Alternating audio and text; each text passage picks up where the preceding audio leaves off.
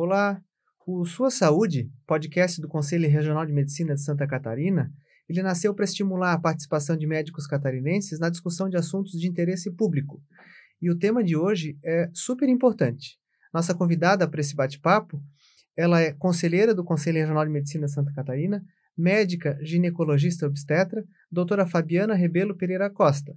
Ela que é preceptora do programa da Residência Médica de Ginecologia e Obstetrícia da Maternidade Carmela Dutra, faz teleconsultoria em gestação de alto risco para regulação ambulatorial da Secretaria do Estado da Saúde e tem anos de experiência no atendimento a gestantes e parturientes. Bem-vinda, Fabiana. Obrigada. Bem-vinda com a gente. Eu queria começar te perguntando o que seria um pré-natal ideal? Então, Eduardo, primeiramente gostaria de agradecer o convite para estar aqui hoje. E o pré-natal ideal, na verdade, ele começa antes da gestação. É muito importante uma avaliação pré-concepcional da paciente que deseja gestar. Por quê? Porque o pré-natal ele vai servir para a gente acompanhar essa gestação, mas algumas medidas elas precisam ainda ser tomadas antes da concepção. Por exemplo, uma gestante hipertensa, ela precisa adequar essas medicações antes de gestar, uma gestante diabética, que usa um hipoglicemiante, ela precisa trocar essa medicação por insulina, que é o mais recomendado na gestação. A suplementação de ácido fólico é recomendada antes da concepção. Controle clínico de várias outras doenças é importante que seja realizado antes da concepção. Então, o pré-natal ele começa ainda antes da gestação, com essa consulta pré-concepcional, para então a paciente começar a tentar engravidar, e a partir do momento que ela se descobre grávida, daí sim ela vai iniciar esse acompanhamento pré-natal. A mulher que quer engravidar já, a não ser, claro, que foi uma coisa que foi não planejada, mas a mulher que tem um plano de engravidar deve procurar o médico quando está com esse plano. É isso que está falando. Com certeza. O planejamento familiar, o planejamento reprodutivo, ele é parte importante da vida da mulher. Então, o pré-natal começa antes da gestação. E uma vez que ela está grávida, quais as consultas mais importantes? Qual que é o número de consultas ideal? Quais os exames que devem ser feitos? O que essa mulher deve se preocupar? Quais os passos que ela deve seguir? Então, a recomendação do Ministério da Saúde é que o pré-natal se inicie dentro dos primeiros 120 dias de gestação, que dá em torno de 16, 17 semanas. Então, que a primeira consulta seja feita com até 120 dias de gestação. Quanto mais precoce, melhor, é claro. E o recomendado são, no mínimo, 6 consultas, sendo uma de preferência ainda no primeiro trimestre, 2 no segundo trimestre e 3 no terceiro trimestre de gestação. As consultas elas devem ser mensais, né, preferencialmente, ali até 28 semanas, entre 28 e 32 quinzenais, e entre 28 e 36 quinzenais e a partir de 36 semanas semanais. E o pré-natal ele só termina quando o parto ocorre, né? Não existe alta do pré-natal, como algumas vezes a gente vê, né? Que a paciente com 38 semanas recebe alta do pré-natal para a maternidade. Não, ela precisa de acompanhamento, segmento semanal no final da gestação. Então, assim, nós temos o que é o mínimo recomendado, 6 consultas, que é a recomendação atual do Ministério da Saúde e Organização Mundial de Saúde. E tu que faz, inclusive, teleconsultoria para gestação de alto risco na Secretaria do Estado da Saúde, então tu percebes, né, tens a possibilidade de ver como que está sendo feito o nosso pré-natal. O que tu acha que está pecando mais? Quais que são as principais deficiências, no geral, do pré-natal no nosso estado? Primeiro, a falta de uma avaliação pré-concepcional adequada, com ajuste de medicação, com controle clínico dessa paciente, tá? E durante o pré-natal, o que a gente vê é uma falta de um cuidado mais adequado naquelas pacientes, principalmente com comorbidades. Então, a gente vê que as hipertensas, muitas vezes, elas estão usando medicação de maneira inadequada, que precisam ser trocadas para medicações que podem ser usadas no período gestacional. Muitas vezes, a gestante, ela se descobre grávida e ela, ao invés de procurar o auxílio médico para ajustar essa medicação, ela simplesmente para de tomar a medicação e chega daí na consulta de pré-natal com uma hipertensão descompensada. Tá? Então, é muito importante que essa visão da paciente com comorbidade, a paciente obesa, a paciente com, né, outros distúrbios nutricionais, ela precisa ser encaminhada para acompanhamento nutricional, é muito importante, principalmente no período da gestação. Rastreamento, e daí o rastreamento do pré-natal em geral, né, com o hemograma, com as sorologias que são necessárias. A gente está vivendo uma epidemia de sífilis na gestação, de sífilis congênita. E tem sido feito o diagnóstico? Tem acontecido de nascer nenê com sífilis congênita? Sim, então? Sim.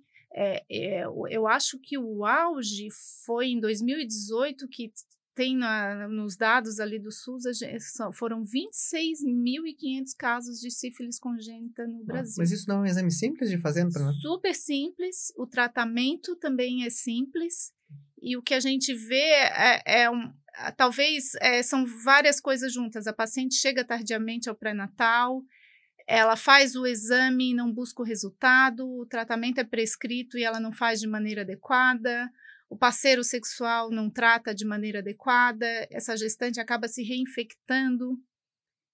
Então, é uma série de fatores, né? E a sífilis é uma doença, sim, de fácil diagnóstico e fácil tratamento. O Conselho Federal de Medicina fez um estudo que apontou uma diminuição bruta do pré-natal, né, e da qualidade pré-natal durante a pandemia.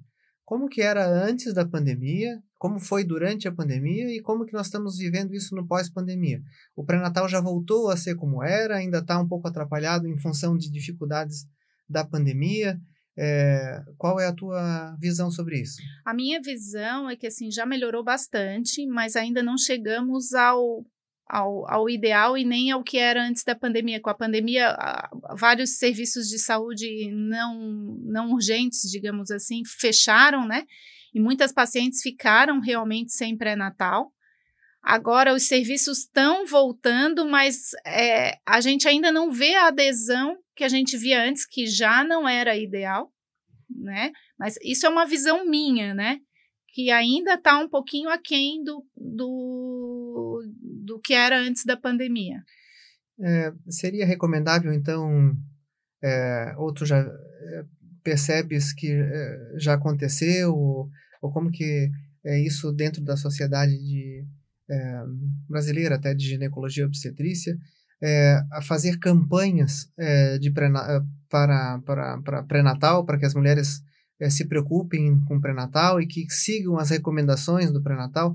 Tem tido campanha? Tu já tens ouvido falar de campanha pelo pré-natal? Não. O que a gente sabe é que existe o Sistema Único de Saúde, ele tem o CIS pré-natal. Esse CIS pré-natal, todas as gestantes que procuram a unidade básica de saúde, elas são cadastradas ali, e ele trabalha com uma série de indicadores, certo? E o que a gente vê que os principais indicadores, por exemplo, é o número mínimo de consultas. Os últimos dados, cerca de 22% das gestantes na região sul não tinham o número mínimo de consultas. Bastante. Um quarto não tinha nem o número mínimo. Não tinha o número mínimo de consultas. Então, eu acho que isso requer um esforço conjunto, né, de município, estado, governo federal, no sentido de talvez otimizar de alguma maneira para que essa gestante consiga ter um acesso adequado, uma estrutura adequada, e o ideal é que essa estrutura seja próxima à casa dela. Por isso que a gente fala muito da atenção primária em saúde, que eles são fundamentais no pré-natal, só que eles precisam de um apoio, né? Precisa ter o mínimo de material, de pessoal, equipe multidisciplinar nas unidades básicas, porque não adianta tu ter só o médico e não contar com um nutricionista, com um especialista para no momento que necessitar, né, de uma visão da especialidade para essa gestante, ter essa disponibilidade ali na...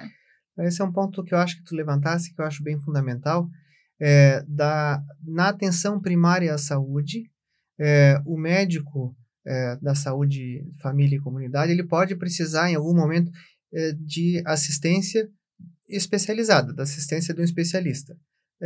Tu fazes isso através dessa teleconsultoria. Existiria uma indicação, se tu puderes falar se tem alguma recomendação da Sociedade Brasileira de Obstetrícia e Ginecologia, de ter pelo menos uma consulta, algumas das consultas, realizado por ginecologista, por obstetra, ou ter pelo menos essa possibilidade de encaminhar os casos de alto risco, ou como que seria melhor para as mães o envolvimento de um obstetra na sua gestação? Então, a gestação que a gente considera de risco habitual, ela pode ser seguida pelo médico da atenção primária em saúde. E aqui no estado nós temos o que existe um instrumento de classificação de risco gestacional. Então, em toda consulta é classificado o risco dessa gestante. Então, uma gestante que hoje ela é risco habitual, numa próxima consulta ela pode se tornar de médio ou de alto risco. E a gente dá um esquema de pontuação. Então, a gestante pode ser considerada baixo risco, risco intermediário ou alto risco.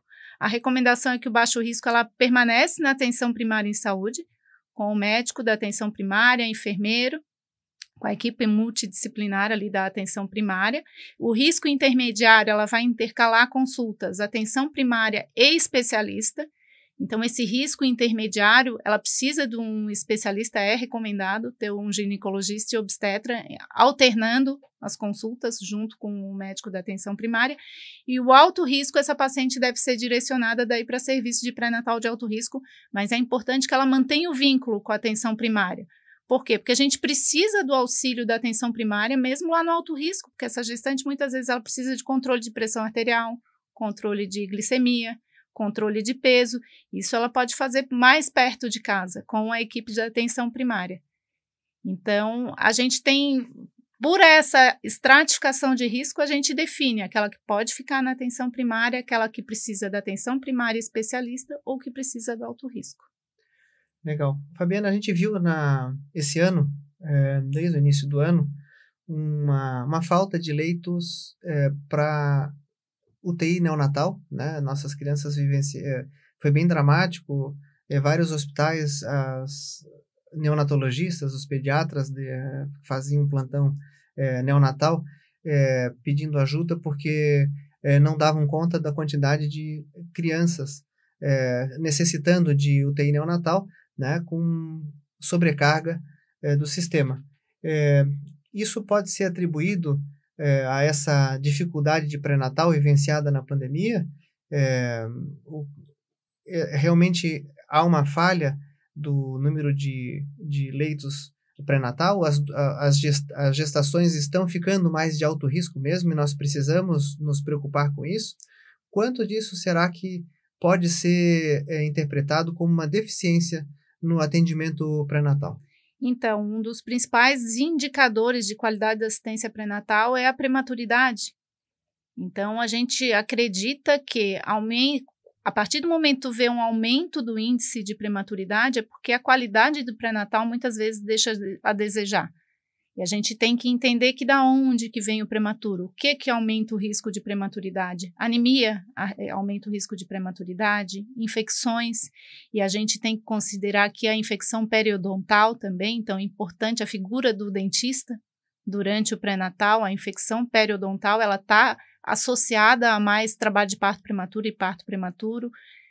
E as comorbidades, a gente sabe que a principal causa de morte materna em nosso meio é a hipertensão, que é uma doença que precisa ser adequadamente controlada durante toda a gestação. E não só a hipertensão prévia, quanto a própria hipertensão gestacional e pré-eclâmpsia, que são causas importantes de complicação obstétrica e, muitas vezes, necessidade de antecipação eletiva do parto para resguardar a saúde da mãe. Então, são tudo situações que precisam ser adequadamente tratadas e controladas durante a gestação.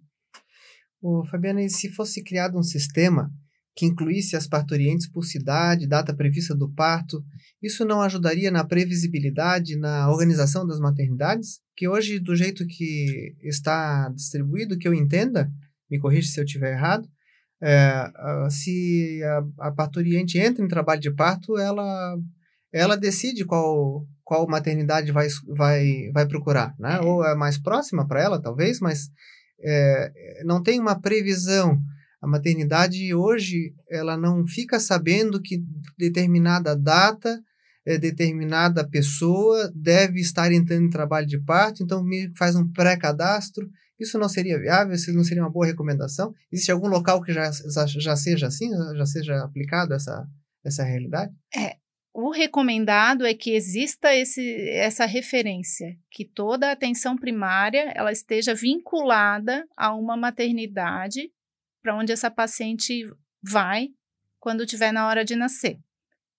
Mas isso não tem funcionado muito bem. Talvez que a questão geográfica é um pouco complexa, né? Então, alguns municípios, por exemplo, que ficam mais próximos de um hospital, a referência é a outra maternidade, que é mais distante.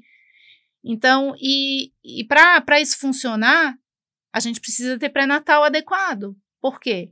Porque senão as comorbidades vão complicar essa gestação e essa gestante vai ter que ter o parto no momento que não era o esperado. Uhum.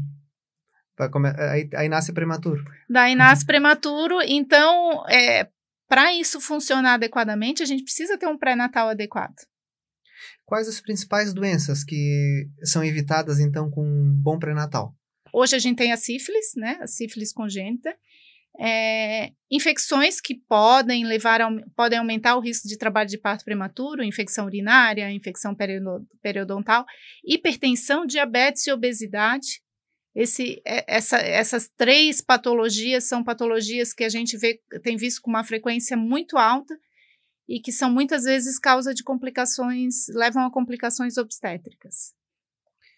Bom, tens uma mensagem final que tu queiras dividir aqui, compartilhar com as mulheres catarinenses? A primeira mensagem que eu deixo é que planejamento familiar eu acho que é um início de tudo e com certeza vai ajudar no sucesso da gestação. Eu acho que controle de doenças crônicas é muito importante na paciente que está em idade de engravidar, que a gente chama na idade reprodutiva. Ela precisa ter adequado controle de doenças tiroidianas, autoimunes, hipertensão, diabetes. Então, planejamento familiar, controle clínico e fazer o pré-natal, né? Prestar atenção nos sinais de gestação, no atraso menstrual, procurar o serviço de saúde, confirmar essa gravidez, iniciar esse pré-natal o quanto antes. Bom, aqui conversamos então com a doutora Fabiana, ginecologista obstetrícia. Hoje a conversa foi sobre pré-natal.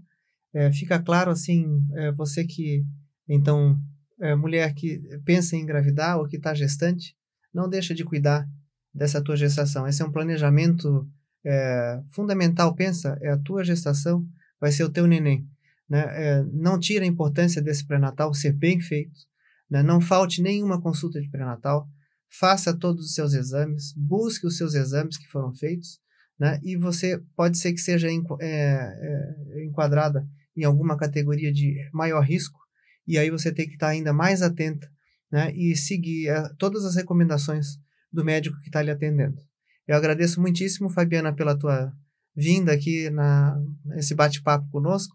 O Conselho Regional de Medicina agradece a todos os que nos acompanharam até aqui. Em breve faremos um novo episódio, então, do Sua Saúde.